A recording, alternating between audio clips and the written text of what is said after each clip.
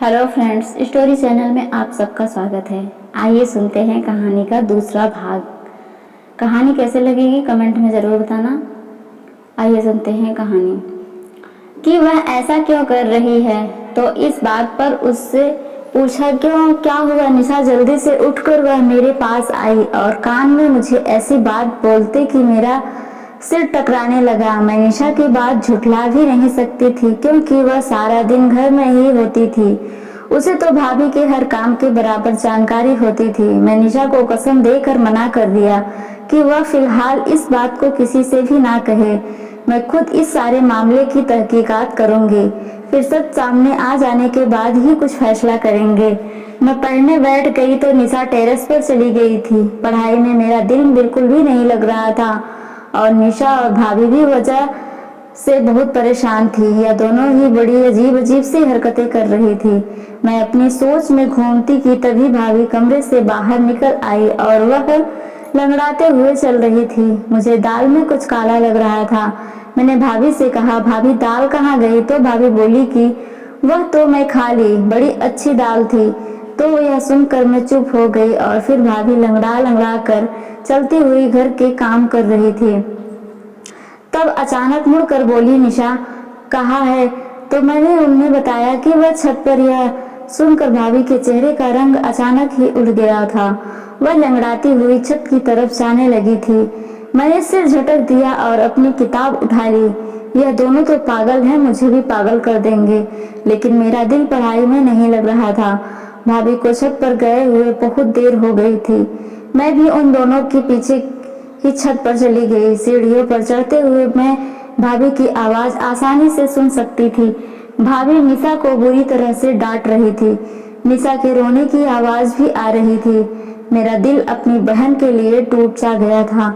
मैं जैसे ही छत पर पहुंची तो भाभी मुझे देखकर डर गई थी। उन्होंने निशा को गले से लगाया और प्यार से बोली, चलो कैरम नहीं खेलोगे अपनी भाभी के साथ। निशा ने भी अपने आंसू पोंछ दिए थे और जबरदस्ती मुस्कुराने की कोशिश कर रही थी। मैं उन दोनों को हैरत से देख रही थी। मैं निशा का हाथ पकड़ा और उसे खींचते हुए नीचे लेकर आ गई थी।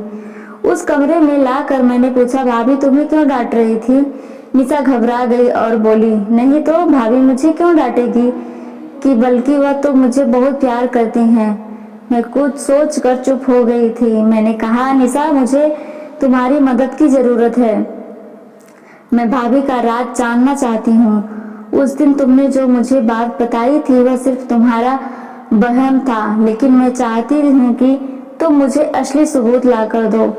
कल जब मैं भाभी को दाल ला कर दूंगी तो तुम उनके कमरे में छुप कर देखना कि वह दाल कैसे खाती हैं और फिर लंगड़ा कर क्यों चलने लगती हैं। मेरी बात सुनकर निशा एकदम से मुस्कुरा गई थी। वह बोली, स्नेहा मैं तुम्हारा साथ दूंगी। अगले दिन कॉलेज के वापस आते समय मैं अपने दिमाग में सारा प्लानिंग फिट करके आई थी। घर पहुंची तो मैंने भाभी को मेरा इंतजार करते हुए पाया था। वह बोली, स्नेहा जल्दी से दाल ला कर दे दो मुझे, और सोने के लिए कमरे में चली गई और निशा को भी समझा दिया कि जैसे ही भाभी को आवाज देकर मैं बुला लूंगी तो उनके कमरे में जाकर छुप जाना। उसने हाँ कह दिया था। मैंने भाभी को आवाज दी और कहा, भाभी दाल महंगी हो गई है, थोड़े पैसे और देने पड़ेंगे। वह भी मुस्कुरा कर बोली, तो फिर क्या हुआ, मैं अभी ला कर देती हूँ पैसे। इतनी देर में निशा भाभी के कमरे में जाकर छुप गई थी। मैं दाल ले आई थी। भाभी ने खुशी खुशी वह दाल मुझसे ले ली और अपने कमरे में चली गई। मैं बाहर बरामदे में बेचैन होकर चक्कर पर चक्कर काट रही थी। 1 घंटे बाद भाभी के कमरे का दरवाजा खुला और वह लंगड़ाती हुई कमरे से बाहर आ गई थी। फिर भाभी किचन में चली गई तो निशा भी उनके कमरे से बाहर निकल आई। यह देखकर तुम्हें दंग रह गई कि निशा भी आज लंगड़ा कर चल रही थी। मैं निशा का हाथ पकड़ा और जल्दी से पूछा, निशा बताओ मुझे क्या मालूम हुआ। निशा बड़ी परेशान सी लग रही थी। वह बोली, स्नेहा मैं तो तुम्हें पहले ही बता दिया था कि भाभी हमसे छुप छुप कर घर से निकलती हैं, मगर तुमने मेरी बात कही यकीन ही नहीं किया था। वह खिड़की बहुत छोटी है, उससे निकलते वक्त पैर में चोट लग जाती है, इसलिए भाभी लंगड़ा कर चलती हैं। मैं भी उस खिड़की से निकलकर भाभी के पीछे जाना चाहती थी, मगर इस चोट की वजह से मैं वापस आ गई। मैं निशा को कसम दी कि वह भैया को इस बारे में कुछ भी ना बताए। वह बोली, पागल तो मैं हूँ, नहीं तो भाई का घर उजाड़ने का सोचूंगी। मैं निशा को एक किताब दे दी और बोली कि तुम उसको पढ़ लेना। मैं उसका छोटा सा दिमाग दूसरी तरफ घुमाना चाहती थी, जबकि मैं खुद इस दुविधा में फंस गई थी कि भाभी के बारे में भैया को कैसे बताऊं या फिर ना बताऊं। भाभी हमारे साथ तो बहुत अच्छे से रहती थी, मगर वह मेरे भैया के साथ बेवफाई कर रही थी। यही बातें सोचते सोचते मेरी आंख लग गई थी। ना जाने कितनी देर में सोती रही। जब भैया की चीज में चिल्लाने की आवाज आई तब मैं घबरा कर उठ बैठी थी। मेरी तो जान ही निकल गई थी। मैं भागती हुई बरामदे में गई तो मैं भैया, भाभी और निशा को देखा। मुझे लगा निशा ने भाभी की हकीकत भैया को बता दी, तभी तो वह उन पर गुस्सा कर रहे हैं। मुझे देखकर भैया उससे बोले, स्नेहा, मैं तो तुम्हें बहुत होशियार समझता था, मगर तुम भी इसको नहीं संभाल पाएंगे। भैया का इशारा निशा की तरफ था। मैं जल्दी से आगे बढ़ी और बोली, भैया हुआ क्या है? भाई की आंखों में आंसू आ गए थे। तुम निशा से मुझे यह पता करके बता दो कि छत पर कौन था जो इससे मिलने के लिए आया था। मैं एकदम ही डर गई थी। मैंने जोर जोर से नामे सर हिला दिया था। मैं भैया से कहने लगी, भैया हमारी निशा ऐसी नहीं है। तो भाभी ने बोला, सुनील आप बिना सबूत इतना गुस्सा ना करें, बच्ची है, सुधर जाएगी। भैया अब भाभी को घूर घूर के देख रहे थे। वह बोले, मैंने शादी के पहले दिन ही तुम्हें बता दिया था कि यह दोनों लड़कियां सिर्फ मेरी बहनें नहीं हैं, बल्कि मैं अपनी बेटी भी समझता हूँ। तुम माँ बनकर उनकी परवरिश करना, इस तरह से पालन पोषण किया है तुमने इनका। मैं निशा का हाथ पकड़ा और उसे उसके अपने कमरे में ले गई थी। मैं निशा से पूछा तो मुझे सब कुछ सच सच बता दो कि आखिर बात हुई क्या है। वह रोते हुए कहने लगी कि भाभी चाहती हैं कि हम दोनों उनके पति का घर छोड़कर चली जाएं, इसलिए वह यह सब करके हमें हमारे भाई की नज़रों में गिराना चाहती हैं। मैं बोली, तुम फिक्र ना करो, हमारे लिए गड्ढा खोदने वाले खुद ही उसमें गिर जाएंगे। अगले दिन मैं भैया के साथ कॉलेज जाने लगी तो भैया बड़े खामोश से थे। उनकी आंखों में गुस्सा साफ दिख रहा था। मैंने भैया से कहा, भैया आज आप ऑफिस से आधी छुट्टी लेकर मुझे कॉलेज से लेने के लिए आ जाएंगे। मैं एक हकीकत आपके सामने रखना चाहती हूँ। भैया कुछ कहे बिना ही चले गए थे, मगर यह उनकी मेहरबानी थी कि वह मुझे लेने के लिए आ गए थे। मैंने उनसे कहा कि वह घर से बाहर ही रहे जब तक मैं इशारा करके उन्हें ना बुलाऊं, तभी वह आए। मैं जैसे ही घर गई भाभी ने दाल का ऑर्डर दे दिया। थोड़ी देर बाद जब मैं दाल लेने बाहर निकली तो भैया आगे बढ़े और बोले, कहाँ जा रही हो? मैंने कहा, बस आप चुप रहें, आज हकीकत आपके सामने आ जाएगी। मैं दाल लेकर घर चली गई तो भाभी ने मेरे हाथ से दाल का थैला ले लिया और कमरे में चली गई। मुझे इसी वक्त का इंतजार था। मैं जल्दी से घर से बाहर आई और भैया को अपने साथ घर लेकर गई। मैंने कहा, भैया आप अपने कमरे का दरवाज़ा खोलिए। भैया के पास एक कट्टर था जिसके जरिए से उन्होंने कमरे का दरवाज़ा खोल लिया था। जब हम अंदर दाखिल हुए तो भाभी अंदर कमरे में नहीं थी। उनके कमरे की खुफिया खिड़की खुली हुई थी। भाई ने उस खिड़की से बाहर देखा तो उन्हें भाभी नजर आई। वह तेज तेज चलती हुई कहीं जा रही थी।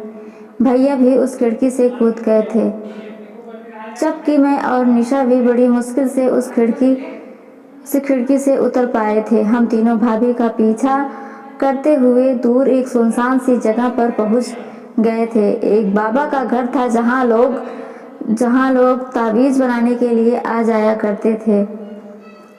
देर तक चलते हुए अचानक जब भाभी ने पीछे मुड़कर देखा तो हम तीनों को देखकर उनके चेहरे का रंग फीका पड़ चुका था। भैया आगे बढ़े और भाभी का हाथ पकड़कर उन्हें घर ले आए थे। भैया के तेवर बड़े खतरनाक हो चुके थे। वह भाभी से बोले, शीतल, आज मैंने अपनी आंखों से सब कुछ देख लिया है, तो झूठ बोलने का कोई मतलब नहीं है। मुझे सच सच बता दो। तभी भाभी बोली, सुनील, भगवान जानता है मैंने आपकी इन दोनों बहनों को अपनी बेटियों की तरह ही समझा मैं, मगर इनकी वजह से आप मुझ पर शक करते हैं कि मैं इनका ख्याल नहीं रखती। इनकी वजह से आप मुझे 2 शब्द भी सुना देते थे, तब मुझे यह वहम हो गया था शायद आप मुझसे प्यार नहीं करते। ऐसा भी लगता था कि आप किसी और से मोहब्बत करते हैं और मुझे तलाक दे देंगे। मैंने अपनी बड़ी बहन से इस बारे में बात की तो वह कहने लगी, एक साधु बाबा हैं जिनका मंत्र बहुत शक्तिशाली है, उसे पति मुट्ठी में आ जाता है, इसलिए मैं आप सबसे छुपाकर उनकी सभा में जाने लगी थी। साधु बाबा ने कहा था पूरे 30 दिन तक 1 किलो मसूर की दाल पर मंत्र का प्रयोग करना है और वही दाल नहर के किनारे फेंक देनी है। मुझे यह सब करते हुए पूरे 25 दिन हो चुके थे। मैं आप दोनों के जाने के बाद इस मंत्र का पाठ करती थी, जिसकी वजह से निशा पर ध्यान न रख सके। मुझे जो हो गई, निशा अपने ही इलाके के आवारा लड़के रवि से मोहब्बत कर बैठी और उनके दरमियान चिट्ठी और हाथ का सिलसिला शुरू हो चुका था। मुझे निशा पर शक हुआ, इसलिए मैं आधी रात को उठकर छत पर चली गई। तब मुझे रवि का खत नज़र आया। उसमें निशा की बहुत तारीफ करी थी। मैंने वह खत निशा को दिखाते हुए कहा कि मैं तुम्हारी हकीकत तुम्हारे भैया को बता दूंगी, इसलिए समय के रहते सुधर जाओ। मगर निशा तो मुझे ही अपना दुश्मन समझने लगी थी। मैं यह ठान चुकी थी कि 30 दिन बाद यह प्रक्रिया पूरी हो जाएगी और मेरी मन्नत भी। इसके बाद मैं निशा से सख्ती से पेश आऊँगी, मगर यह व्रत पूरा होने से पहले ही आप मेरा राज जान चुके हैं। मैं आपसे माफ़ी चाहती हूँ कि मैं निशा का ख्याल नहीं रख पाई। मैं निशा की तरफ देखा तो वह शर्म के मारे सर झुका कर खड़ी थी। भैया ने अच्छा लड़का होता तो मैं उसकी शादी तुम्हारे साथ खुद करवा देता, मगर वह बहुत बुरा इंसान है। इलाके की हर लड़की के ऊपर उसकी नज़र है। निशा रोने लगी और बोली, भैया, घर में सोनापन और अकेलापन था, इसकी वजह से मैं इस गलत राह पर चल बैठी, वरना मुझे रवि में कोई दिलचस्पी नहीं है। भैया मुस्कुरा दिए थे, उनके सर से भारी बोझ उतर गया था। फिर उन्होंने हम दोनों को कमरे में भेज दिया था।